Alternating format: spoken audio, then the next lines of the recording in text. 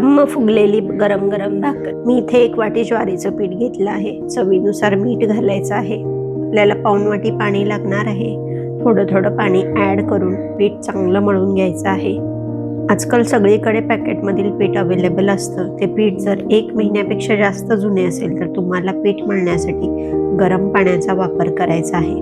अशा वेळी थंड पाणी वापरले तर भाकरी वळली जाणार नाही, थापताना किंवा उचलताना ती तुटते, याची काळजी घ्या। पीठ चांगलं मळून छानसा गोळा बनवून घेतला आहे।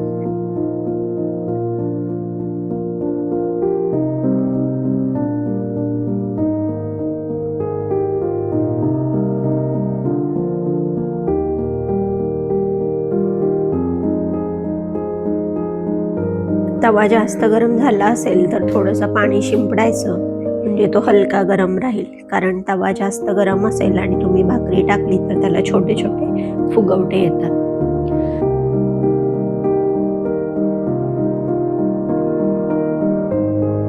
सगळीकडे पाणी लावून घ्यायचं आहे।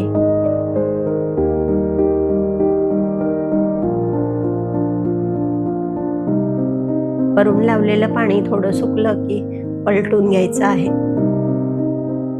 2 ते 3 मिनिटे खालची बाजू व्यवस्थित भाजून घ्यायची आहे। गरज लागेल तसं थोडं थोडं फिरून सगळ्या साईड भाजून घ्या।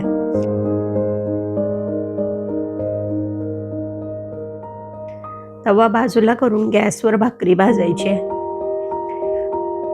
पीठ चांगले मळले आणि खालची बाजू चांगली भाजली गेली तर भाकरीला फुगण्यापासून कोणी थांबवू शकत नाही।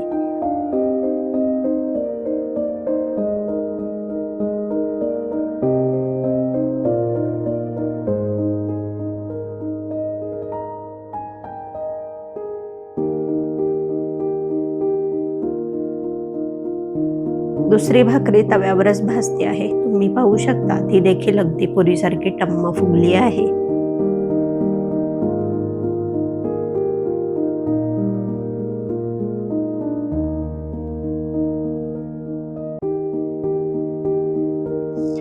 गरम गरम भाकरी, भातोड्या, भरीत आणि ठेचा ताट तयार आहे या भाकरी खायला। भेटूया लवकरच। तोपर्यंत काळजी घ्या, घरच्यांसोबत स्वतःचीही।